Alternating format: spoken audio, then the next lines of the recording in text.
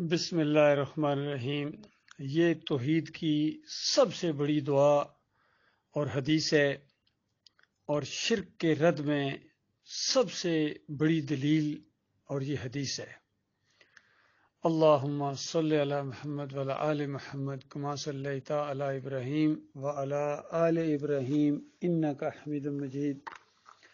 اللہم بارک علی محمد وعلی آل محمد کما بارکت علی ابراہیم وعلی آل ابراہیم انک حمید مجید۔ یہ سورہ الاحزاب کے اندر اللہ تعالیٰ کا حکم ہے کہ اے ایماندارو، تم بھی نبی صلی اللہ علیہ وآلہ وسلم کے اوپر یہ صلات پڑھو، یعنی دعا مانگو ان کے لیے۔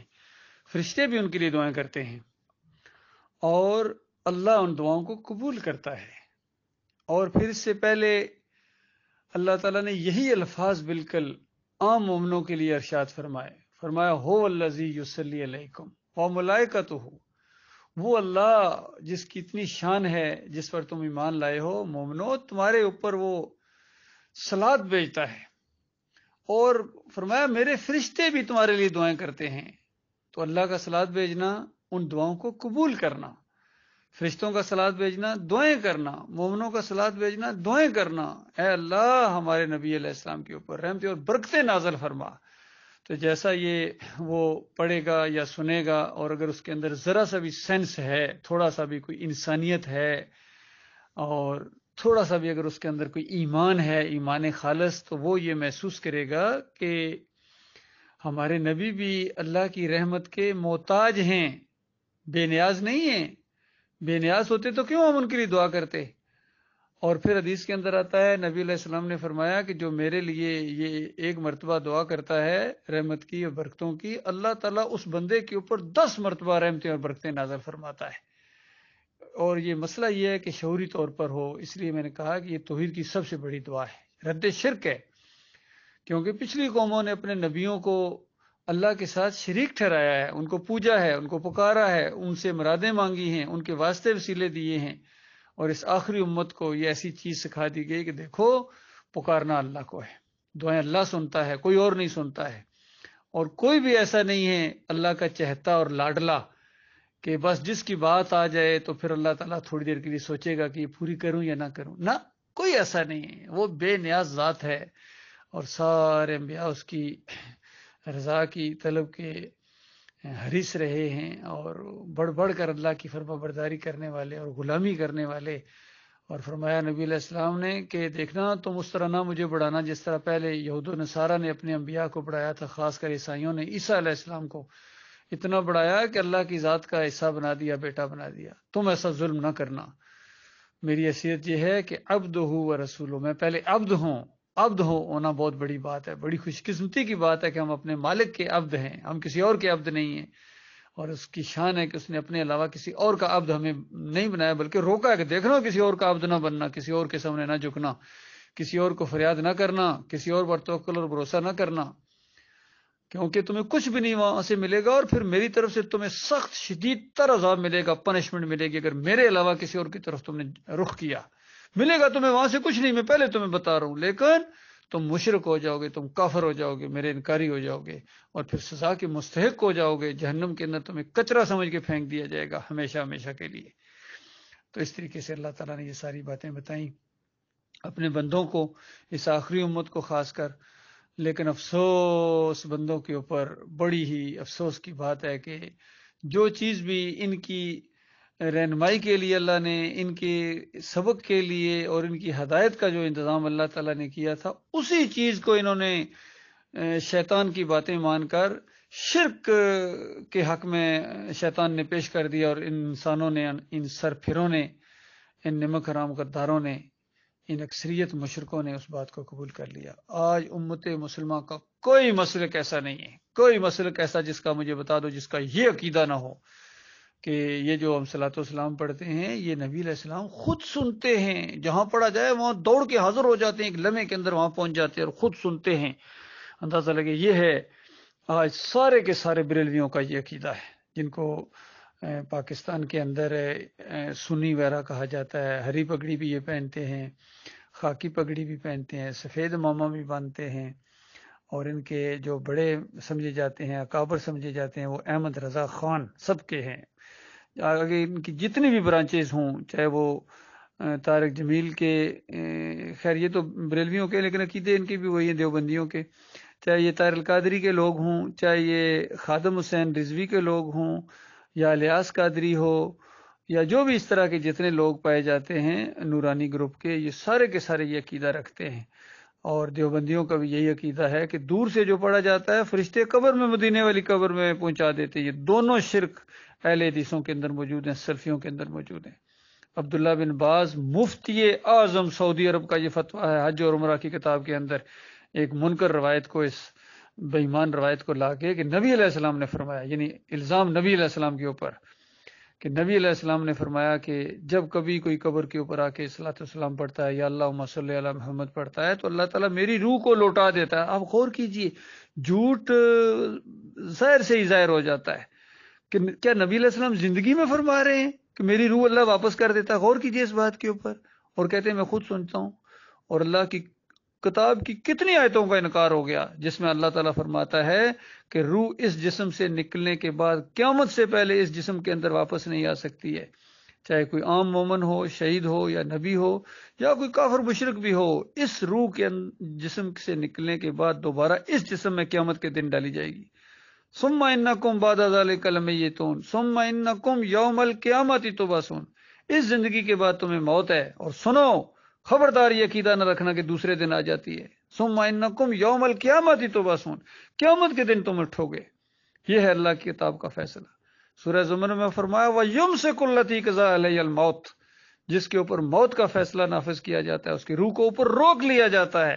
دوسروں کو، یہ جو سوتے ہیں، ان کی سوتے کی حالت میں جو روح قبض ہوتی ہے، ان کو بار بار اس کا کنیکشن جوڑا جاتا ہے، لیکن جس کی موت کی حالت میں روح قبض کی جاتی ہے اس کا قیامت سے پہلے کوئی کنیکشن نہیں ہے، بالکل منقطع ہو جاتا ہے۔ اس قبر پرستی کی بنیادوں کو کھیڑ دیا قرآن نے۔ لیکن افسوس کہ اس امت کے اندر یہ عقیدہ پھر احمد ابن حنبل کے ذریعے آ گیا کہ روح واپس آ جاتی ہے اس مردے کے اندر۔ پہلے مردے کو، پہلے کہا کہ انبیاء کے جسموں کو مٹی نہیں کھاتی، پہلے جسم سلامت کیا اس منکر روایت کے ذریعے، حالانکہ اللہ کی کتاب فرماتی ہے ہر جسم کو کل ابن آدم یا کلو تراب، یہ حدیث کے اندر آ گیا۔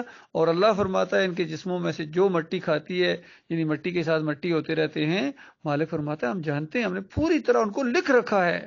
اور انسان مٹی کے ساتھ مٹی ہو جائے، چاہے انبیاء ہوں، شہداء ہوں، یہ کوئی توہین نہیں ہے، یہ کوئی توہین نہیں، کیونکہ انسان مٹی کا بنا ہوا ہے، اور دوبارہ مٹی ہونے کو اگر کوئی توہین سمجھتا ہے، اس کو کم تر سمجھتا ہے، تو وہ ابلیس کے راستے کے اوپر ہے۔ ابلیس نے سب سے پہلے اعتراض کیا تھا کہ میں آگ سے بنایا گیا ہوں، یا اللہ اس کو تو نے مٹی سے بنایا، تو مٹی کو اس نے حقیر سمجھا۔ حالانکہ اللہ تعالیٰ نے مٹی کو فضیلت دی تھی، خاکی اس مخلوق کو فضیلت دی ہے، اور نورانی مخلوق کو آگے جھکایا، سجدہ کروایا، یہ ثابت کرنے کے لیے یہ میری مخلوق ہے، یہ زمین کے اوپر خلیفہ بنایا گیا ہے، اس کو میں نے عزت دی ہے، فرشتوں جھک جاؤ اس کے سامنے۔ فرشتے فوراً جھک گئے، ابلیس نے انکار کیا۔ یہ ایک پورا منصوبہ ہے اللہ تعالیٰ کا۔ اللہ کے بندو، یہ جو عقیدہ ہے کہ نبی علیہ السلام کے اوپر اعمال پیش کیے جاتے ہیں، یہ خالص کافرانہ اور مشرکانہ عقیدہ ہے۔ اور اہل حدیث کہتے ہیں نہیں، سارے اعمال نہیں پیش کیے جاتے، صرف درود و سلام کے پیش کیے جاتے ہیں۔ یہ کافرانہ اور مشرکانہ عقیدہ ہے۔ یہ اللہ کے ساتھ ایک اور الہی بنانا ہے، نبی علیہ السلام کو اللہ کے مقابلے میں کھڑا کر دینا ہے۔ اور اللہ فرماتا وَإِلَى اللَّهِ تُرْجَعُ الْأُمُورُ، تمام معاملات اللہ کی طرف رجوع کرتے ہیں۔ یرج الامر کلہ، تمام کے تمام، دیکھنا کوئی ایک لمحے کے برابر بھی، ایک شوشے کے برابر بھی عمل کسی اور کے سامنے پیش نہیں ہوتا انسانوں کا۔ ہم عمل کرتے ہیں اپنے معبود کو خوش کرنے کے لیے، اپنے اللہ کو خوش کرنے کے لیے۔ فرشتوں کا ایک نظام ہے، وہ لکھتے ہیں ہمارے اعمال، اللہ کے پاس لے کے جاتے ہیں۔ وہ خود بھی جان رہا ہے، ہر لمحے چوکنا، نہ نیند نہ اونگ، ہر لمحے ان کو دیکھ رہا ہے عمل کو، بلکہ عمل سے پہلے جو دل کے اندر وسوسے آتے ہیں ان کو بھی وہ جاننے والا، ایسا ہمارا مالک ہے۔ لیکن یہ لکھوانے کا، ریکارڈ قائم کرنے کا اور آخرت میں فیصلہ کرنے کا ایک طریقہ اللہ تعالیٰ نے یہ مقرر کر دیا ہے۔ فرشتے لکھتے ہیں روزانہ، ڈیلی بیسس کے اوپر، صبح اور شام کو، جس طرح حدیث میں آتا ہے فجر کی صلاۃ کے بعد اور عصر کی صلاۃ کے بعد ہمارے اعمال فرشتے اوپر لے کے جاتے ہیں۔ پھر پیر اور جمعرات کو اللہ ہمارے مالک کے سامنے پیش ہوتے ہیں، وہ مالک فیصلہ کر دیتا ہے جس انداز سے چاہتا ہے، وہ ایسا رب ہے، اور کوئی کمی کوتاہی اس کے اندر ہو، معافیاں انسان مانگے تو اللہ تعالیٰ سارے ایسے گناہوں کو بالکل ڈیلیٹ کر دیتا ہے وہاں سے. اور نبی علیہ السلام نے فرمایا گناہوں سے سچی توبہ کرنے والا ایسا ہے جیسے اس نے گناہ کیے ہی نہیں ہے. اور مالک نے اس سے بڑی بات بیان فرمائی قرآن کے اندر، یبدل اللہ سیئاتہم فی الحسنات، کہ ان کے ہم گناہوں کو نیکیوں کے اندر بدلی کر دیتے ہیں جو توبہ کرے اللہ کی طرف. اور جو توبہ کرے، عمل صالح کرے، اس نے تو توبہ کا حق ادا کر دیا. اور پھر مالک فرماتا ہے اگر میں ہی نہ معاف کروں تو کون معاف کرے گا؟ انسانوں غور کرو، مالک معاف کرنے والا رب، ایسا عظیم رب جس سے کوئی بندہ معافی نہ لے سکے، اس سے جنت نہ حاصل کر سکے، تو اس سے بڑی بدبختی کیا ہے، اس سے بڑا یعنی خسارہ کیا ہے. اللہ تعالیٰ غور و فکر کرنے کی توفیق عطا فرمائے. اور ایسے سارے لوگوں کا جن کا یہ عقیدہ ہے کوئی مسلک اس سے ہٹا نہیں ہے، بریلوی ہوں، دیوبندی ہوں، اہل حدیث ہوں، ان کے اکابرین اعلیٰ حضرت ہوں یا ابو الاعلیٰ ہوں، ڈاکٹر اسرار ہوں، طارق جمیل ہوں، تقی عثمانی ہوں، طارق جمیل ہوں، سب کا، سعودیوں کا، عملیوں کا، سب کا یہاں گلف کے اندر سب کا یہ مشرکانہ عقیدہ ہے. اس سے کوئی نہیں بچا. یقین کیجئے یہ میرا چیلنج ہے، کوئی ایک کتاب ان کی عقیدے کی لگا دیں جس میں یہ چیز لکھی ہوئی کہ یہ ہمارے اعمال جو ہیں اور یہ صلاۃ والسلام یہ نبی علیہ السلام کے سامنے نہیں بلکہ اللہ کے ہاں پیش ہوتے ہیں. کوئی ایک بتا دیجئے. کوئی بھی نہیں ہے.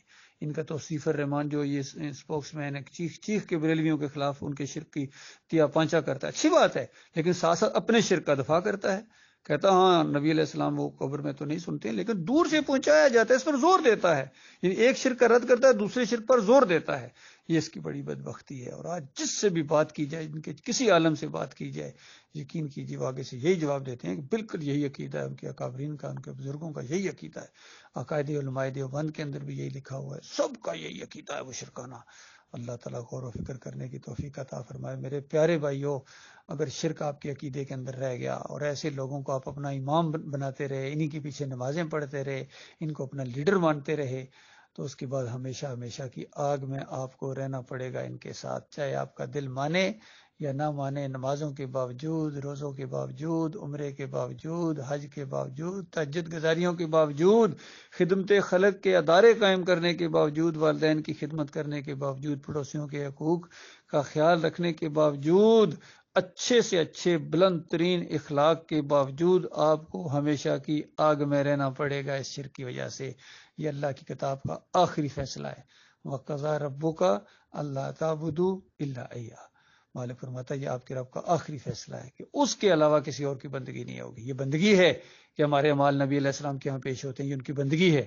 ہمارے جو یہ پکارے ہیں، یہ علی رضی اللہ عنہ سنتے ہیں، یا رسول مدد، یا علی مدد، یا ان کے وسیلے سے دعائیں مانگنا، یہ بندگی ہے ان کی، چاہے مانو یا نہ مانو. یہ قبر پرستی، یہ بت پرستی ہے، یاد رکھیے، بالکل بت پرستی ہے.